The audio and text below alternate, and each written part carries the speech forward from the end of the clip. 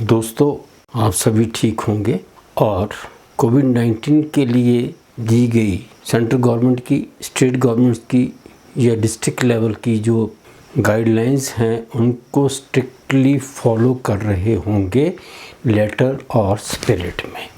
और एक बार फिर रिपीट करता हूँ, 3 मेन जो हैं वो हैं मास्क का यूज़, जिसमें नाक और मुंह की पूरी कवरिंग होनी चाहिए, ये नहीं कि यहाँ से उतार दिया या यहाँ उतार दिया।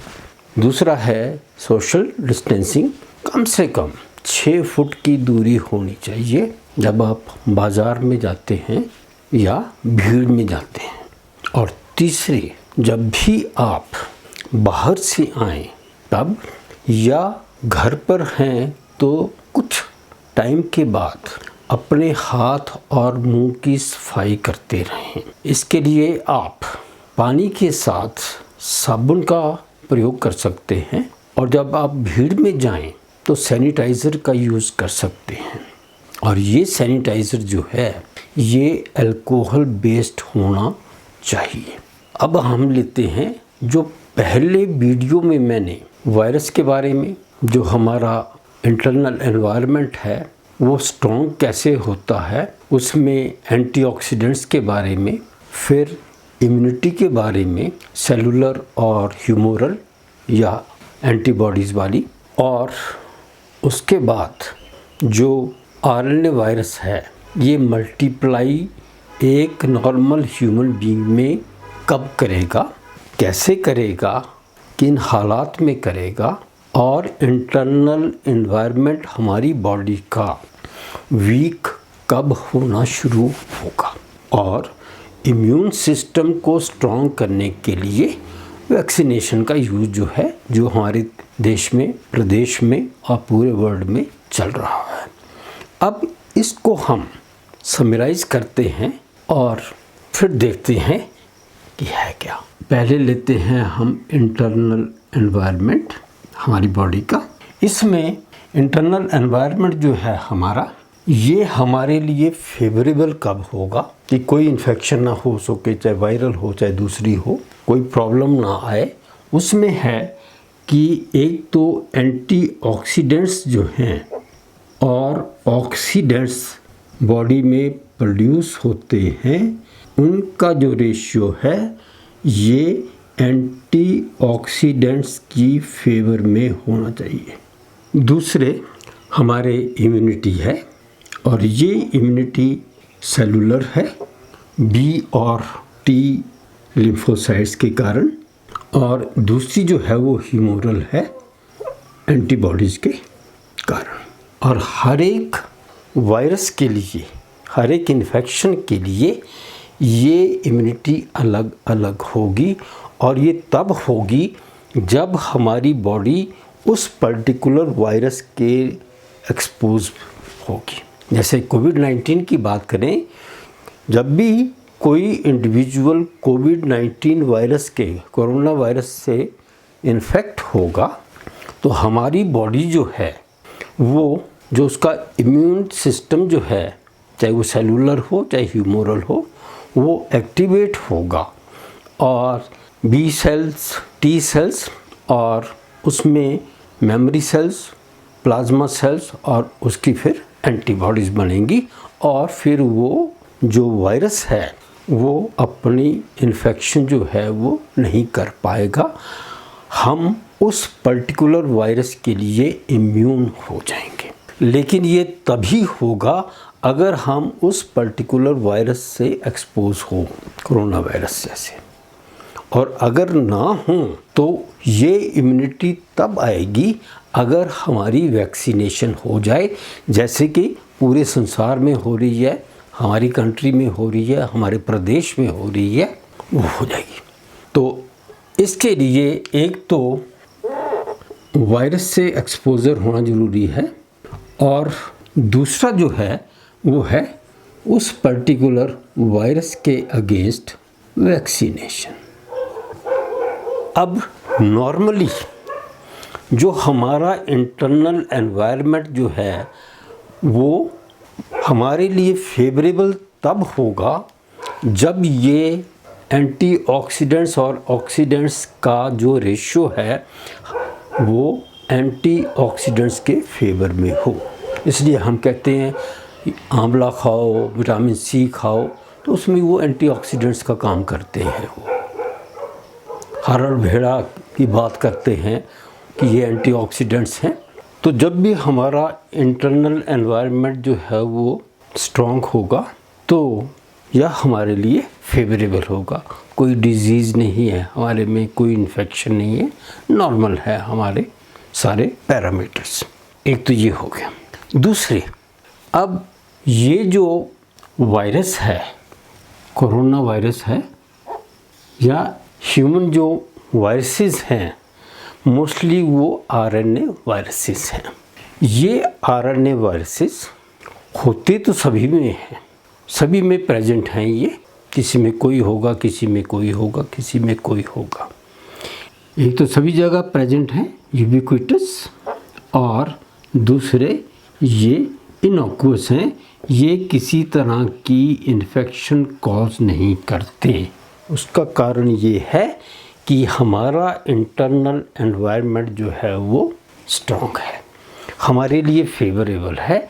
और जो चीज़ हमारे लिए फेवरेबल है, ह्यूमन बींग्स के लिए फेवरेबल है, वो इन आरएनए वायरसेस के लिए अनफेवरेबल होगी, इसलिए वो इनोक्यूअस है।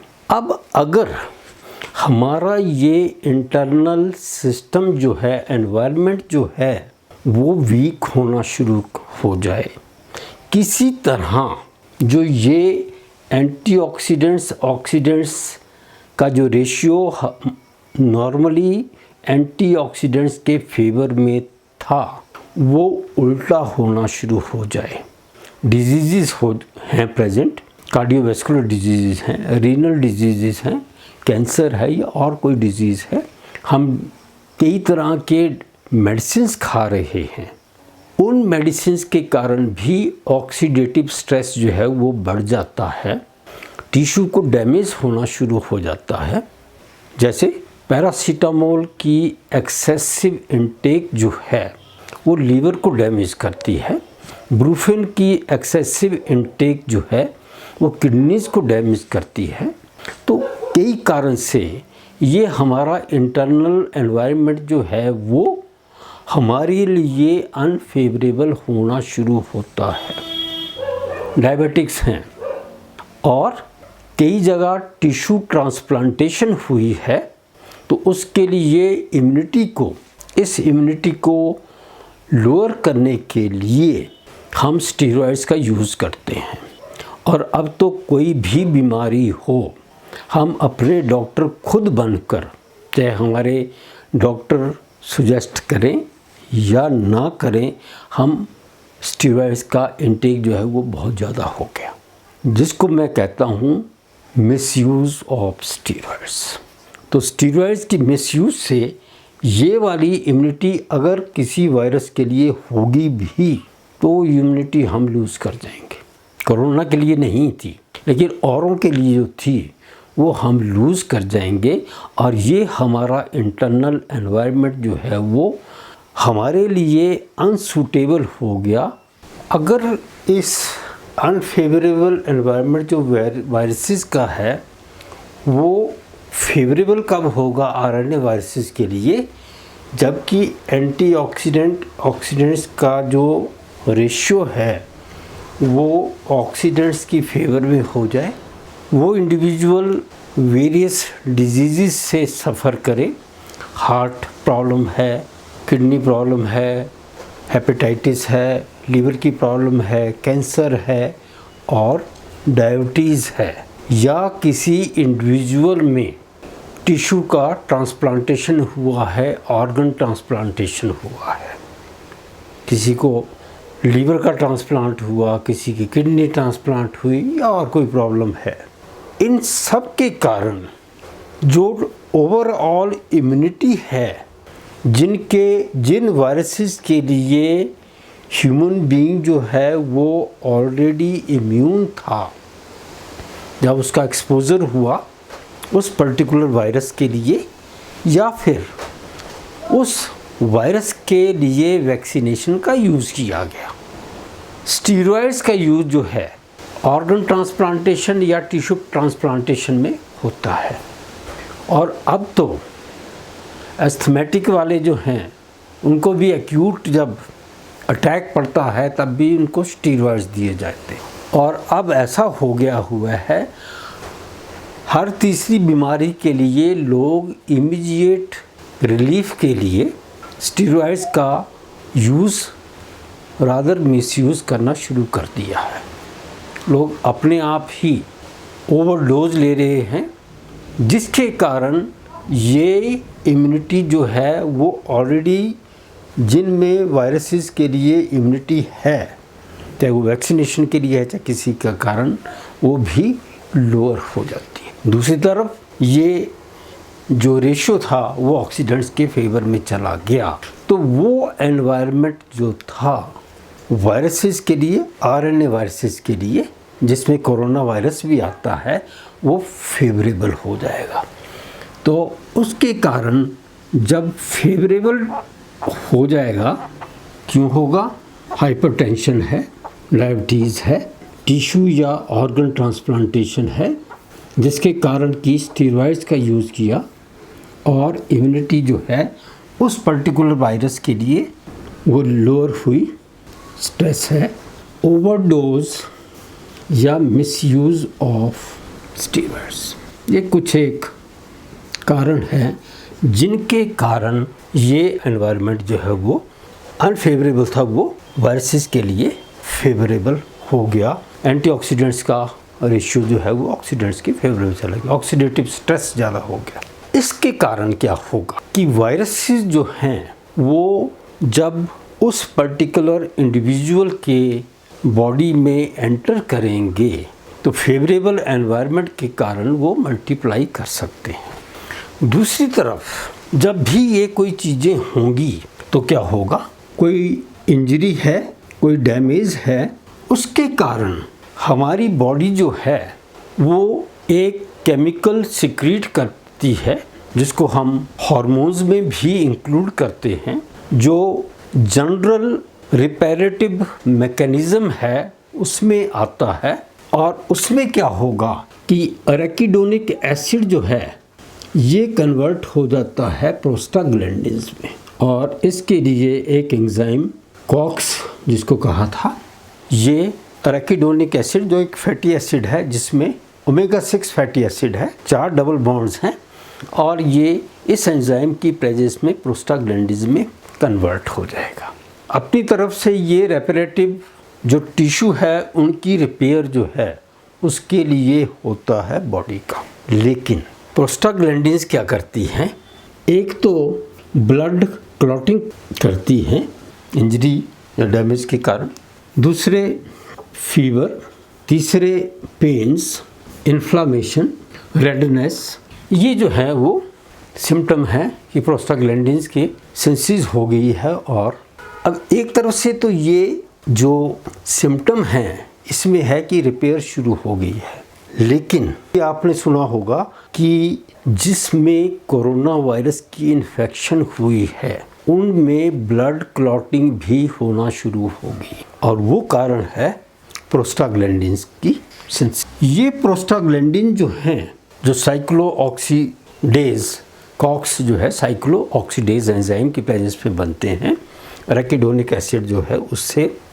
ये प्रोस्टाग्लैंडिन जो हैं दो मेजर चेंजेस जो हैं वो आती हैं। एक तो चेंज आती है कि ये एक एंजाइम को स्टिमुलेट करता है, और वो एंजाइम है रिवर्स ट्रांसक्रिप्टेज। और ये रिवर्स ट्रांसक्रिप्टेज क्या करता है कि ये आरएनए को डीएनए में कन्वर्ट करता है। इसलिए जो पॉलीमरेज चेन रिएक्शन जो है टेस्ट हो रहे हैं कोविड-19 के, उसमें एक पॉलीमरेज चेन रिएक्शन जो है उससे क्या किया जाता है कि डीएनए की मल्टीपल कॉपीज़ बना ली जाती हैं। अब ये वायरस जो है ये खुद तो आरएनए वायरस है, इसलिए इस आरएनए को फर्स्ट स्टेप होगा ये डीएनए में कन्वर्ट हो जाए। और जैसे कि हम जानते हैं ट्रांसक्रिप्टेज एंजाइम जो है वो डीएनए से आरएनए में कन्वर्ट करता है, ट्रांसक्रिप्शन जो है प्रोसेस को। और क्योंकि ये उल्टा है, आरएनए से डीएनए है, इसलिए रिवर्स ट्रांसक्रिप्टेज बोलते हैं। और उस टेस्ट को हम कह रहे हैं आरटीपीसीआर कि आरटीपीसीआर का रिपोर्ट लेके आओ और वो नेगेटिव लेके आओ। आरटीपीसीआर की रिपोर्ट का मतलब ये है कि जो डीएनए बनेगा रिवर्स ट्रांसक्रिप्टेज से, आरएनए वायरस तो कोविड वाला है, तो जो डीएनए बनेगा उसकी मल्टीपल कॉपीज बनेंगी, तो उससे पता चल जाएगा कि ये कोरोना वायरस वाला है या और किसी वायरस का है। तो रिवर्स ट्रांसक्रिप्टेज जो है ये हो जाएगा प्रोस्टाग्लैंडिन्स के कारण। और इससे क्या होगा, जब डीएनए खूब सारा बनेगा तो वायरस जो है उसकी मल्टीप्लिकेशन हो, और इस मल्टीप्लिकेशन के कारण वायरस जो है, कोरोना वायरस जो है, वो डिजीज़ जो है वो फैलाएगा। पहले इंडिविजुअल जो एक्सपोज हुआ उसमें, और उसके बाद जब खूब सारे वायरसेस होंगे तो वो बॉडी को छोड़ना शुरू कर देते हैं, सांस से छोड़ना, स्नीजिंग से, कफ से, और फिर वो दूसरे लोगों में फैलना शुरू हो जाता है, इसलिए वो कंटेजियस है। अब ये वायरस जब मल्टीप्लाई करेगा, जब भी DNA multiple times, thousands times multiply करेगा, तो उसमें एरर आने की पॉसिबिलिटी या प्रोबेबिलिटी हो जाती। जब भी कोई डीएनए मल्टीपल टाइम्स डिवाइड करता है तो उसमें प्रोबेबिलिटी है कि एरर आ जाए। और जब वो एरर आएगा, जिसको हम म्यूटेशन कहते हैं, और इस म्यूटेशन के कारण, इस एरर के कारण या चेंज के कारण, नॉर्मल जो ओरिजिनल वायरस था उससे नए वायरस में जो एरर से बना है वो चेंज आ जाएगी। तो उसको हम कहते हैं कि म्यूटेंट बन गए हैं, या उस कोरोना वायरस के वेरिएंट्स बन गए हैं। कोई यूके का स्ट्रेन बन गया या वेरिएंट बन गया, कोई अफ्रीकन बन गया या और दूसरी कंट्रीज़ का बन गया। तो ये इस कारण होता है, म्यूटेशंस होंगे। अब ये क्यों हुआ? क्योंकि ये वायरस जब सारी दुनिया में फैला और हम लोगों ने उसकी प्रिकॉशंस नहीं ली, इसलिए ये वायरस जो था वो हर जगह डिवाइड करना शुरू किया और उसमें एरर आना शुरू हुआ, और उस कारण जो है उसके खूब सारे वेरिएंट्स बनना शुरू हो गए। इस वेरिएंट्स का बनने का सबसे बड़ा नुकसान जो हुआ वो है कि हम एक पर्टिकुलर वायरस के लिए वैक्सीन बनाने में तो सफल हो गए, एक पर्टिकुलर वेरिएंट के लिए, एक पर्टिकुलर जो कोरोना वायरस है, एक टाइप जो है। लेकिन जैसे ही उसमें मल्टीपल एरर आएंगे, जब वो वेरिएंट्स बनेंगे, तो हो सकता है कि वो वैक्सीन नए वेरिएंट के लिए कुछ हद तक तो काम करे, लेकिन वो कंप्लीट काम नहीं कर पाएगी। इसलिए हमें नए वेरिएंट के लिए एक और वैक्सीन बनाने पड़ेगी, उसके लिए फिर 8-10 महीने लग जाएंगे। तो ये वायरस अपनी सर्वाइवल के लिए फिर एरर प्रोन है डीएनए, इसलिए वो कई वेरिएंट्स बनाएगा, और जब खूब सारे वेरिएंट्स बनेंगे तो कोरोना वायरस की डिजीज़ जो है उसको रोकना मुश्किल हो जाएगा। और उसको रोकने के लिए मैं कुछ प्रोफाइलेक्टिक मेजर्स की बात करूँगा। ये प्रोफाइलेक्टिक मेजर्स जो हैं, इनमें कोई वैक्सीन नहीं है, कोई दवाई नहीं है, सिर्फ हमें जो हमने ये डिस्कस किया है इसको ही नॉर्मलाइज करना है। और जब ये नॉर्मल हो जाएगा, जब हमारा इंटरनल मिलियू एनवायरनमेंट जो है वो नॉर्मल होगा, स्ट्रॉन्ग होगा, तो ये वायरस जो है वो इनोकुअस हो जाएगा। और जब ये इनोकुअस होगा तो ये बीमारी नहीं फैला पाएगा। मेजर्स की जब बात करते हैं हम, प्रोफाइलेक्टिक मेजर्स की बात करते हैं कोरोना के लिए, और ये जो मैंने आपको मैकेनिज़म्स या स्टेप्स बताए हैं उस हिसाब से चलेंगे हम। तो ये हैं प्रोफाइलेक्टिक मेजर्स फॉर कोविड-19। तो सबसे पहले हम बात करेंगे कि ये वायरस जो है ये हमारी बॉडी में मल्टीप्लाई कब करता है और क्यों करता है। तो मल्टीप्लिकेशन जो है वायरस की वो तब है जबकि कोई भी इंजरी या डैमेज हमारे टिश्यू में हो या ऑलरेडी हो, जैसे हाइपरटेंशन है या और कोई बीमारी है, उसके कारण प्रोस्टाग्लैंडिन जो हैं उनकी सिंथेसिस होती है। तो अगर हम प्रोस्टाग्लैंडिन की सिंथेसिस को इनहिबिट करें, रिड्यूस कर दें या इनहिबिट करें तो क्या होगा। अब ये प्रोस्टाग्लैंडिन बनती कहाँ से?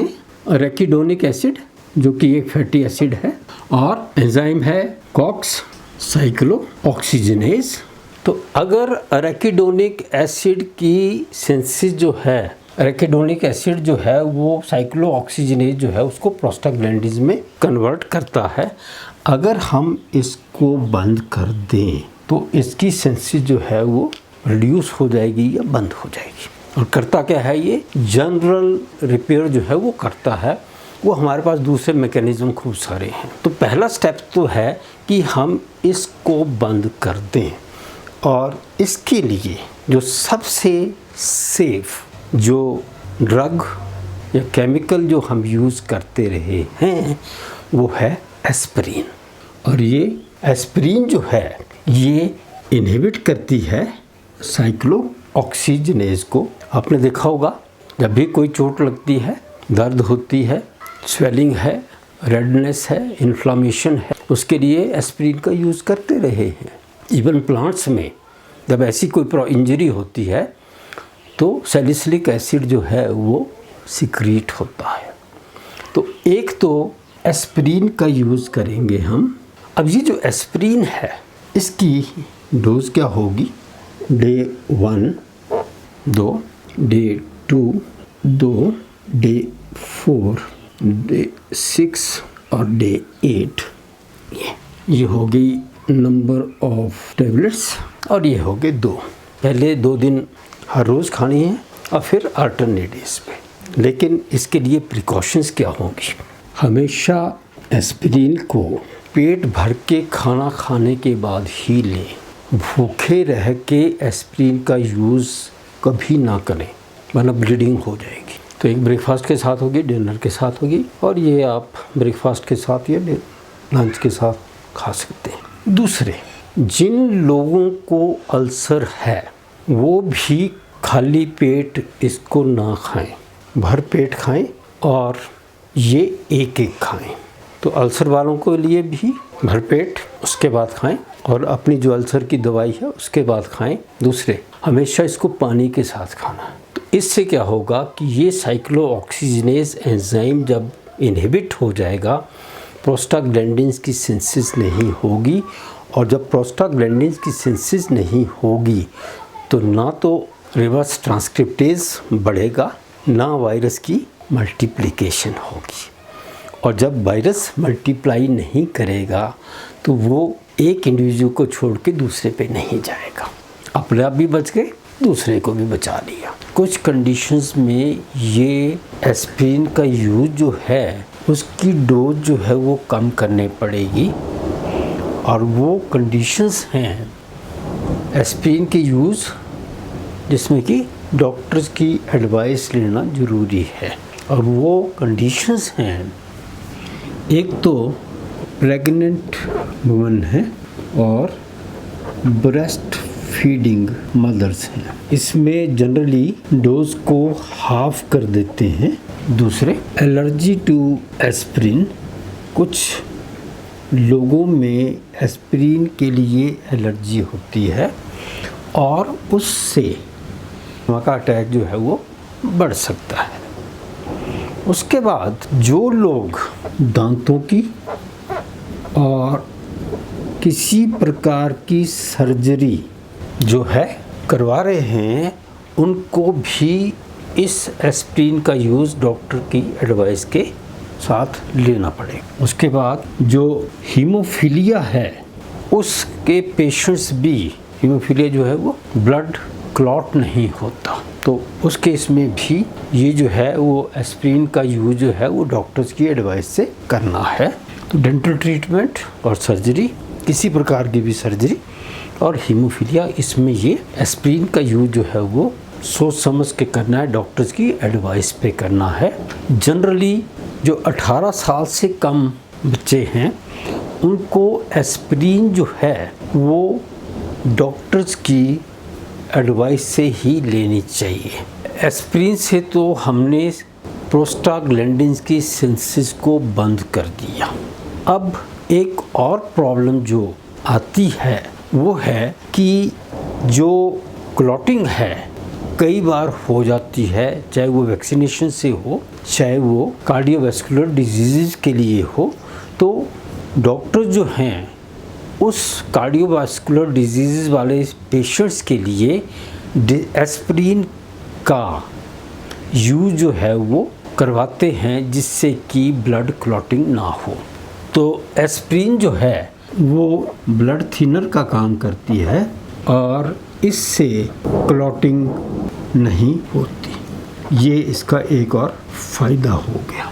इसलिए जो कार्डियोवैस्कुलर डिजीज़ के पेशेंट्स एस्पिरिन का यूज़ कर रहे हैं एज ब्लड थिनर, उनको एस्पिरिन लेने की ज़रूरत नहीं है। प्रोस्टाग्लैंडिन्स के बाद आता है अब हमें जो इंटरनल एनवायरनमेंट है जो कि एंटीऑक्सीडेंट्स का है उसको स्ट्रेंथन करना है। और इसके लिए हमें विटामिन सी जो है जिसको हम एस्कॉर्बिक एसिड कहते हैं, इसकी एक टैबलेट जो है वो डेली, ये भी 7 दिन तक। और इसके अलावा आप लेमन का, नींबू का, आंवला का, हरड़ का यूज़ कर सकते हैं। और ये सारे जो हैं, हरड़ जो है वो एंटीऑक्सीडेंट में रिच है और लेमन और आंवला जो है विटामिन सी में रिच है। और ये आप कंटिन्यूसली यूज़ इसका कर सकते हैं। फिर है विटामिन डी। विटामिन डी का सबसे अच्छा सोर्स जो है वो हमारी सनलाइट। अपनी बॉडी को, जो बॉडी पार्ट्स हैं उसको धूप में एक्सपोज करें और ये होना चाहिए सुबह 9 बजे से 11 बजे तक। और इसमें क्या करना है, जो एक्सपोज्ड बॉडी पार्ट्स हैं इन पर आपने जो सरसों का तेल है, मस्टर्ड ऑयल जो है वो अप्लाई करना है। एक्सपोज्ड क्या क्या होंगे, ये फेस वाला रीजन, हाथों वाला रीजन और जो हमारे घुटनों से नीचे जो एरिया है, टांगें हैं और पाँव हैं, उन सब को सरसों के तेल से तेल मल के और उसको 9 से 11 बजे तक सुबह जो है वो सनलाइट में एक्सपोज करना है, कम से कम 1 घंटा। धूप ज़्यादा लगती है तो कुछ टाइम धूप में बैठे, थोड़ी बात फिर कुर्सी जो है वो हटा ली, उसके बाद फिर 10-15 मिनट के बाद तो कम से कम 1 घंटा 9 से 11 होना चाहिए। अब ये 9 से 11 क्यों कह रहा हूँ मैं, ये 9 बजे से 11 बजे तक जो यूवी रेज हैं या अल्ट्रावायलेट रेज हैं वो मैक्सिमम होती हैं। और ये अल्ट्रावायलेट रेज जो हैं ये सरसों का जो तेल अप्लाई करने से एक्सपोज्ड बॉडी पार्ट्स पे, तो हमारी जो बॉडी है, हमारी स्किन जब एक्सपोज होगी तो हमारी बॉडी में विटामिन डी की सिंथेसिस नेचुरली या ऑटोमेटिकली हो जाएगी। हमें बाहर से दवाई की शेप में, गोली या टैबलेट कैप्सूल्स की शेप में इसको लेने की ज़रूरत नहीं पड़ेगी। और हमें ये कंटिन्यू करना है, हफ्ता 10 दिन, क्यों ज़्यादा दिन करो, महीना करो, 2 महीने करो। और उससे बस ये है कि ज़्यादा धूप लगने लगे तो फिर छाँव में आ जाओ, फिर थोड़ी देर के बाद 10-15 मिनट के बाद फिर वैसे है। जिन लोगों को सनलाइट से एलर्जी है उन लोगों को क्या करना चाहिए कि वो विटामिन डी को किसी और फॉर्म में ले सकते हैं, चाहे वो कैप्सूल्स हों चाहे वो टैबलेट्स हों। वो डॉक्टर जो है वो उनका बता देगा कि तो विटामिन डी मिल गया एक तो, और दूसरे यूवी रेज की प्रेजेंस में जो एनवायरनमेंट में वायरसेस होते हैं वो मर जाते हैं। तो यूवी रेज जो हैं वो वायरसेस जो एटमॉस्फेयर में उनको मार देती है और हमारी बॉडी में विटामिन डी की सिंथेसिस जो है वो कर देती है। 2 फायदे हो गए हमें। इसके अलावा विटामिन डी कॉम्प्लेक्स जो है उसका एक टैबलेट या कैप्सूल 7 से 10 दिन तक लीजिए, लेकिन उससे ज़्यादा नहीं लेना है।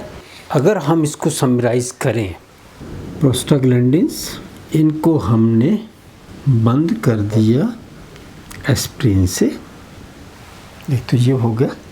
इससे क्या हुआ, रिवर्स ट्रांसक्रिप्टेज की एक्टिविटी और वायरस की मल्टीप्लिकेशन बंद हो गई। अब जब वायरस मल्टीप्लाई नहीं करेगा तो इससे क्या हुआ कि नो डिजीज़। तो जिस पर्सन में ये हो गया तो उसमें कोई डिजीज़ नहीं होगी, लेकिन वायरस प्रेजेंट है। वायरस जो है वो उस इंडिविजुअल में, डिजीज़ तो कोई नहीं, इनोकुअस है। और जैसे ही ये वायरस बाहर आएगा, ये दूसरे इंडिविजुअल को इन्फेक्ट कर सकता है और डिजीज़ को फैला सकता है। दूसरी तरफ विटामिन सी जो है वो एंटीऑक्सीडेंट जो है वो स्ट्रेंथन होगी और इस कारण जो डैमेज है वो कम होगा या नहीं होगा। तो हमारे पास ये वायरस जो है ये इनोकुअस हो गया, लेकिन ये डिजीज़ फैला सकता है। इसलिए वो जो 3 हैं, मास्क का use, social distancing, wash hands and face, इसको नहीं छोड़ना, क्योंकि जब आप इसको छोड़ोगे तो ये आप खुद इनोकुअस वायरस वाले हैं लेकिन डिजीज़ को स्प्रेड कर सकते हैं। और ये इनोकुअस वायरस कब तक इन्फेक्टिव रहेगा दूसरे लोगों में जिनमें ये नहीं है, इसका कोई पता नहीं है। दूसरे, जब वैक्सीनेशन करवाओगे तो उस इंडिविजुअल में जिसमें ये इनोकुअस वायरस है, तो वायरस जो है इसके अगेंस्ट एंटीबॉडीज़ बन जाएंगी, तो वायरस जो है वो ख़त्म हो जाएगा। और अब ये इंडिविजुअल जिसमें इनोकुअस वायरस है लेकिन स्प्रेड करवा सकता है, वो वैक्सीनेशन से वायरस किल हो गया। अब हमारे पास एक ऐसा इंडिविजुअल है जिसमें एस्प्रिन के और विटामिन सी, डी और बी के कारण ये ऐसा एनवायरनमेंट बना कि वायरस की मल्टीप्लिकेशन बंद हो गई और ख़ुद वो इनोकुअस हो गया उस इंडिविजुअल में। उसको एनवायरनमेंट नहीं मिल रहा, इसलिए वो इंडिविजुअल तो हो गया सेफ, लेकिन वो डिजीज़ फैला सकता है। वो इनोकुअस वायरस को दूसरे में ट्रांसफ़र करेगा, तो उसके लिए अगर सूटेबल एनवायरनमेंट मिलेगा तो वो वायरस फिर इनोकुअस के बजाय वो डिजीज़ फैलाने वाला बन जाएगा, मल्टीप्लाई करेगा। इसलिए साथ साथ में वैक्सीनेशन होगी जब, तो ये वैक्सीनेशन जो वो एंटीबॉडीज़ बनाएगी और वायरस जो है वो किल हो जाएगा या मर जाएगा। अब हमारे पास एक ऐसा इंडिविजुअल है जिसके में एक इनोकुअस वायरस था इन कारण, और उसकी जब वैक्सीनेशन हुई तो वायरस हो गया ख़त्म। और जब ये वायरस ख़त्म हो गया तो इंडिविजुअल नॉर्मल इंडिविजुअल हो गया। तो अपने लिए भी सेफ्टी, अपने आप तो नॉर्मल है, दूसरे को ये फैला नहीं सकता। तो 2, 4, 6 महीने के बाद प्रोबेबली एक ऐसी स्टेज आए जब सभी ह्यूमन बींग्स में ऐसा हो जाए तो हम मास्क लगाना भी बंद कर दें, सोशल डिस्टेंसिंग को भी कंपैरेटिवली कम कर दें, बार बार हाथ, लेकिन सफाई तो करना चाहिए। तो ओवरऑल ये है कि हम सब इस वायरस से बच जाएंगे, लेकिन सेफ्टी सेव्स। तो हम सबको अपने बचाव में ही अपना भी और लोगों का बचाव भी है। दोस्तों, ये 2 वीडियोस जो कोविड के लिए मैंने बनाए हैं, ये आपको पसंद आएंगे और प्रार्थना है कि हम सब बहुत जल्दी इस कोरोना वायरस से छुटकारा पा लेंगे और जैसे बाकी वायरसेस हैं वैसे। एक और चीज़, इस वायरस के जितने भी म्यूटेंट बन जाएं, क्योंकि जब ये वायरस इनोकुअस हो जाएगा तो म्यूटेंट बनेगा नहीं, और अगर ने अभी फॉर द टाइमिंग अगर इसके म्यूटेंट आते भी हैं तो ये जो इंटरनल एनवायरनमेंट जो बन रहा है, एंटीऑक्सीडेंट स्ट्रेंथन हो रहा है, प्रोस्टाग्लैंडिन्स के कारण ये इनोकुअस हो रहा है, तो इसमें आप 10 इसके वेरिएंट्स बन जाएं, चाहे 100 वेरिएंट्स बन जाएं, चाहे कितने ही इन्फेक्टिव हों, जब उनको एनवायरनमेंट नहीं मिलेगा तो वो इनोकुअस ही रहेंगे, और जब वो इनोकुअस रहेंगे तब वो हमारा आपका कुछ नहीं बिगाड़ पाएंगे। अंत में आपके परिवार वालों के स्वास्थ्य का कि आप अच्छे रहें, शुभकामनाएं देता हूं, और उन सभी कोरोना वॉरियर्स को, doctors, nurses, ward boys, ambulance वाले ड्राइवर हैं, उनके साथ नर्सिस हैं, उनके साथ काम करने वाले और हैं, पुलिस वाले हैं, उनके ऑफिसर्स हैं, एडमिनिस्ट्रेटर्स हैं, कमिश्नर्स हैं, डिप्टी कमिश्नर्स हैं, एसडीएम्स हैं, और उनके साथ काम करने की लंबी चौड़ी फौज है। बैंक एम्प्लॉइज़ हैं, आशा वर्कर्स हैं, पॉलिटिकल और नॉन पॉलिटिकल जो वर्कर्स हैं, उन सब का मैं धन्यवाद करता हूँ, उनको नमन करता हूँ, और बहुत जल्दी हम कोविड-19 से या कोरोना वायरस से छुटकारा पाएंगे। ये जितने मर्जी रूप बदल ले, कुछ नहीं होने वाला। हम सब जब इकट्ठे होके उस वायरस के अगेंस्ट लड़ाई करेंगे तो हम सफल होंगे। नमस्कार।